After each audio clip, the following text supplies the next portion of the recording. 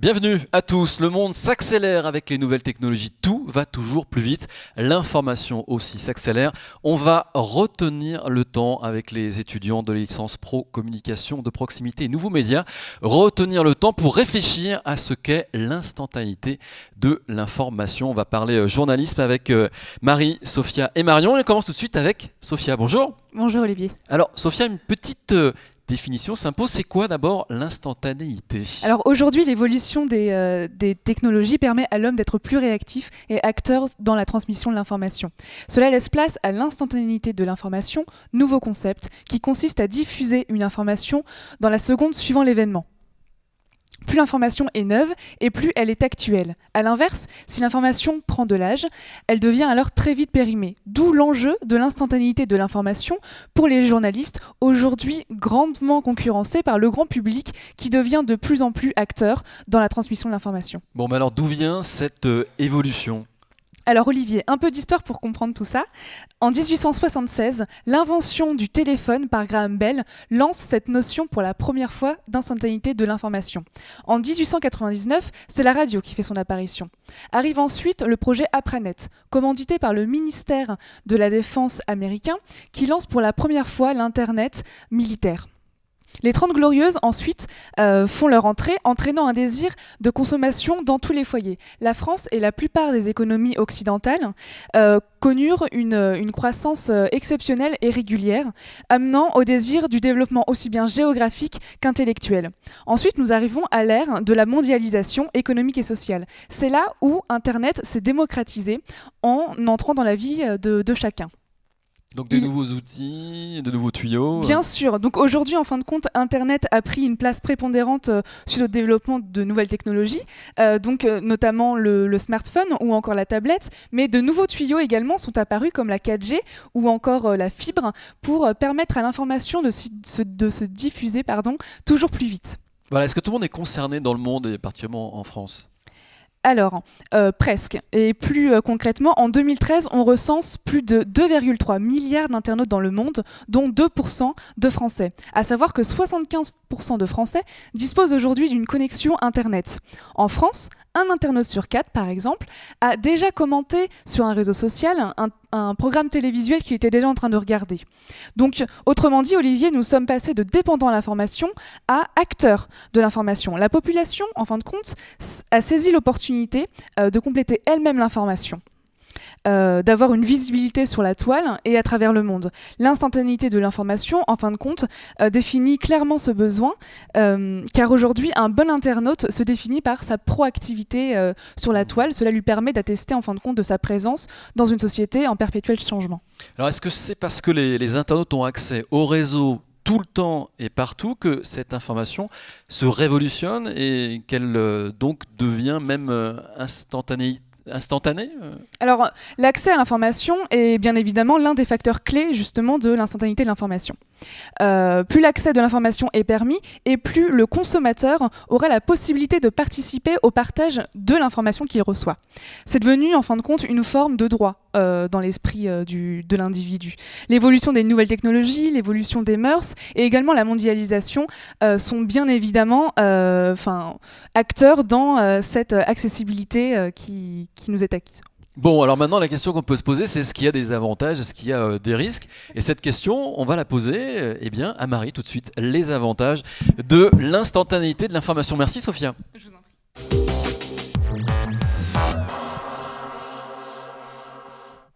Alors on retrouve en plateau Marie. Bonjour Marie. Bonjour. Pour parler des avantages de l'instantanéité. Il y a des avantages ? Oui, bien sûr, heureusement. Donc comme nous l'a dit Sophia à l'instant, le développement du web, du mobile et des réseaux sociaux ont amené à la création d'une nouvelle dimension temporelle qui est l'instantanéité. Donc cette dernière a permis la mutation de la consommation et de la perception de l'information. Nous allons donc tout de suite voir les avantages apportés au métier de journaliste. Donc pour ce faire, voici une interview de Christophe Rigaud, journaliste chez VO News et VO TV et intervenant au sein de notre formation. L'avantage de l'instantanéité de l'information pour les journalistes, c'est que cela permet en temps réel maintenant de délivrer une information au plus grand nombre Donc ça, c'est le premier avantage. Ça évite d'attendre, si on est journaliste de presse écrite, la parution de son journal. Si on est à la télévision, d'attendre le journal télévisé. Donc ça permet, via les réseaux sociaux, via Twitter, de pouvoir délivrer une information maintenant en temps réel. Après, il y a un autre avantage, c'est que cela permet de délivrer cette information au grand public, à tout le monde, tout de suite. Donc ça, c'est vrai que c'est un vrai avantage. C'est vrai que l'information instantanée, il y a encore quelques années, n'était réservée en fait qu'aux seuls journalistes qui, eux, avaient les dépêches AFP, étaient informés les premiers. Là, maintenant, le grand public est lui aussi informé en premier. Donc ça, il y a un avantage pour le grand public. Après, cela permet une forte capacité de mobilisation. On l'a vu par exemple dans le cas des révolutions arabes, ça permet de délivrer une information au plus grand nombre et donc de pouvoir mobiliser. Donc là, c'est une utilisation, je dirais, autre que dans le cadre de l'information, mais c'est aussi une puissance incroyable que de pouvoir délivrer de manière instantanée une information. Donc voilà, comme nous le dit très bien Christophe, l'atout phare de cette instantanéité est la possibilité d'être réactif. Contrairement à la presse traditionnelle, le journaliste web n'a plus à attendre le lendemain pour sortir son scoop. En un tweet, une brève, un article sur le net, il informe l'internaute à l'instant T avec une information chaude. Voilà, et ce qui est intéressant, on l'a entendu avec l'interview de Christophe Rigaud, c'est que les réseaux sociaux sont un élément clé dans cette révolution. Oui, tout à fait. Mais outre le fait de pouvoir relayer l'information instantanément, les réseaux sociaux ont surtout permis de toucher une nouvelle cible. Il faut savoir que parmi les 14-25 ans, seulement 10% d'entre eux lisent quotidiennement la presse traditionnelle. Cette même génération passe plus d'1h37 par jour sur Internet. Donc voilà, ces chiffres, Olivier, nous montrent bien que notre génération Y est nettement plus intéressée par le digital que par les supports papier. Donc pour pouvoir toucher ce nouvel audimat, la presse traditionnelle a dû s'adapter à son environnement en s'installant notamment sur les réseaux sociaux. Donc Facebook ou Twitter lui permettent d'attirer de nouveaux lecteurs, des lecteurs plus jeunes, plus enclins à consulter un tweet de journaliste qu'à aller acheter un journal papier. Et vous avez constaté des changements dans la consommation de l'information ? Oui, la consommation d'informations du lecteur a elle aussi évolué. Là où les informations nous étaient imposées à la télévision, à la radio ou dans la presse traditionnelle, on peut aujourd'hui organiser nos feeds d'actualité, nos flux RSS, effectuer nos propres recherches et sélectionner une information qui nous intéresse. Alors qu'avant, on se contentait de zapper la télévision ou de passer les pages du journal, on peut aujourd'hui chercher et trouver une information qui nous concerne. D'ailleurs, pour ce faire, de nombreux outils existent sur le web. Nous voyons tout de suite l'exemple de Scoopit, qui est un outil pratique qui permet à l'internaute de partager et de rassembler sa veille. En fait, Scoopit va sonder le web pour vous via différents outils de veille comme Google, YouTube et Twitter, et il va rassembler du contenu web sélectionné par le biais de mots-clés. Donc toute votre veille est rassemblée sur un seul et même journal personnel. Donc c'est vraiment un nouveau mode de consommation qui permet à l'internaute de sélectionner son info, de la trier et d'éviter la fragmentation de sa veille. Voilà, c'est une revue de presse automatique. Donc là, on voit bien qu'on est de moins en moins spectateur de l'information, puisque là, on construit son journal avec Scoopit. Mais ça veut dire qu'on devient acteur maintenant de l'information ? Exactement, Olivier, vous avez tout compris. La position du lecteur face à l'information, c'est littéralement métamorphosé. On ne subit plus l'information, mais on y participe.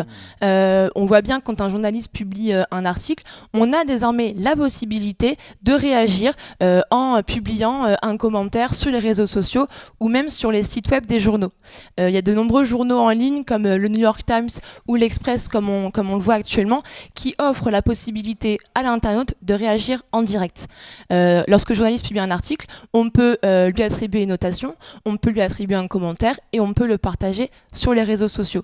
Donc il y a une réelle interactivité qui se développe avec une relation plus personnelle et plus interactive entre le lecteur et le journaliste. Très bien, merci beaucoup pour cette analyse, Marie. Et on va retrouver Marion ? Tout à fait, pour qu'elle vous expose les dangers de l'instantanéité. Très bien.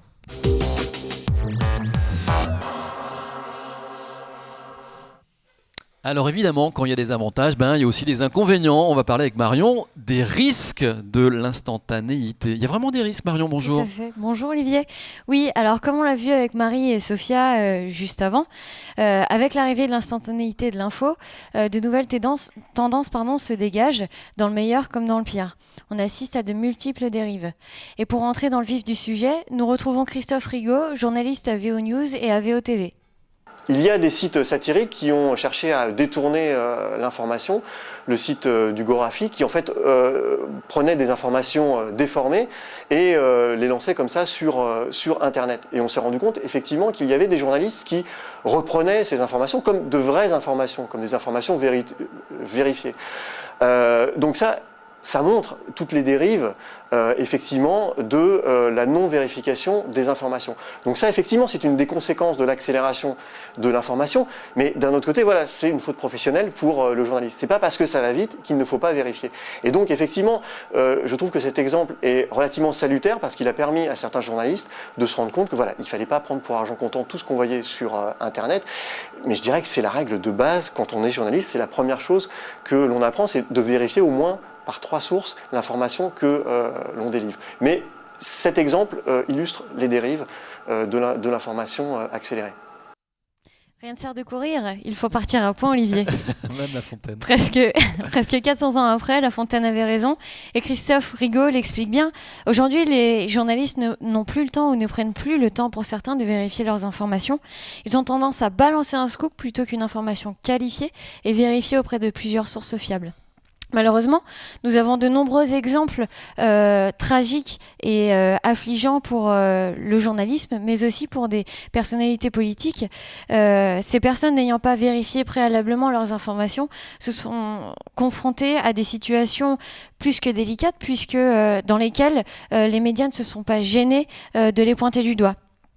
On s'aperçoit aujourd'hui que lorsque l'on fait une erreur, même corrigée rapidement, celle-ci se retrouve exposée sur la toile et donc accessible à tous. Donc pour vous, il y a un vrai danger. Ah ben oui, tout à fait. On a plusieurs exemples. L'exemple de l'agence de presse italienne qui a repris un sondage du journal satirique Le Gorafi, disant que 86% des Français pensent que le clitoris est un modèle de la marque Toyota, ce qui est plutôt dérangeant et pour la marque et pour les Français. Oui, c'est rigolo, mais c'est pas une vraie info. Non, c'est faux. Oui. Et on a l'exemple de Christine Boutin, personnalité politique, qui elle a repris mot pour mot un des articles du Gorafi, ce même journal, pour attaquer le gouvernement sur une proposition de loi sur la famille. Le problème, c'est que le gouvernement n'avait absolument pas proposé cette loi. Enfin, en tout cas, ce qu'elle disait était faux, puisque ça venait du journal satirique. Ah là, c'est plus embêtant quand on est un homme ou une femme politique, on est censé savoir vérifier ses sources d'information. Bien sûr. Ouais. Donc là, on est vraiment face à une course à l'info qui amène à la diffusion d'informations fausses et parfois dangereuses. Ouais, vraiment dangereuses. Vous employez ce terme, c'est parce que c'est vous, votre sentiment en tant qu'étudiant. Non, c'est... Oui, tout à fait. J'emploie ce terme. Oui, vraiment. À bon escient. Tout à fait. Les exemples qu'on vient de voir du Gorafi sont gentillets et finissent par nous faire rire. Le problème, c'est que c'est pas toujours le cas. Et voilà, les lieux où l'instantanéité est la plus dangereuse sont les réseaux sociaux et notamment Twitter. Vous avez des exemples concrets Tout à fait. On a l'exemple de l'agence de presse Associated Press dont le compte a été piraté et un de leurs tweets consistait à dire que le président Barack Obama était la victime d'une vague d'attentats visant Washington DC. Cela a engendré un tsunami de retweets dans le monde entier et a engendré des pertes économiques faramineuses et pour le pays et une perte de crédibilité, vous l'imaginez bien, pour l'agence, malgré un démenti rapide de leur part. Et c'est l'exemple même de la désinformation. D'accord, donc ça c'est vrai, c'est un exemple très, très marquant. Quelle conclusion on peut en tirer après que vous ayez fait un petit peu le tour Alors, ce qu'il faut retenir, c'est que les réseaux sociaux sont garants d'informations fraîches pour les médias, mais parfois ils ne s'avèrent pas constructifs, voire pire, ils contribuent à entacher la réputation des journalistes et des organes de presse. Ouais, et selon vous, qu'est-ce qui peut causer ce type de risque ? Alors, Sophia nous l'a expliqué juste avant, les principales causes de l'instantanéité sont l'évolution de nos sociétés et des nouvelles technologies. Du coup, le comportement des individus a changé, et notamment leur relation à l'information. On se rend compte qu'ils sont dans une démarche de consommation croissante d'actualité. En bref, l'actu devient un produit de consommation comme un autre, notamment dans sa péremption, où l'info chasse l'info, et on peut presque parler de boulimie d'information. On est dans l'ère de marchandisation et de mondialisation de l'information, où le journaliste doit de révéler un scoop lu, vu et entendu dans le monde entier. Cela entraîne une concurrence accrue entre journaux, et leur but est de faire de l'audimat. Donc, ce phénomène a changé le comportement des journalistes qui ont tendance à s'habituer au fait que l'information vienne à eux par le biais de canaux très rapides tels que les réseaux sociaux, mais oublient que l'information la plus fiable est celle que l'on récolte sur le terrain. Donc vous, là, vous avez un vrai regard critique sur cette question. Est-ce que pour autant, génération Y que vous êtes, vous croyez quand même à l'instantanéité? Est-ce que c'est pour vous important? Bien sûr, il faut y croire. C'est un bénéfice extraordinaire et un outil majeur pour les journalistes et les internautes. L'instantanéité permet d'être réactif, pertinent, d'être au fait de l'actualité à l'instant T, mais il est très important de garder en tête ses dangers et d'être attentif quant à son utilisation. Il faut aussi retenir que la presse numérique et la presse écrite ne sont pas antagonistes mais complémentaires. Quand la presse écrite va analyser et détailler un sujet, la presse numérique va plutôt relayer une information chaude qui va permettre de rallier un maximum de personnes à une cause. Très bien, merci beaucoup Marion. Merci à Marie et Sophia pour ce regard critique sur le journalisme, cette information qui va de plus en plus vite. C'est intéressant de ralentir le temps et de vous écouter. Et on se retrouve très bientôt pour un nouveau numéro de Demain la com avec les étudiants de la licence pro communication de proximité et nouveaux médias de l'UT de Cergy-Pontoise ici sur leur studio de Sarcelles.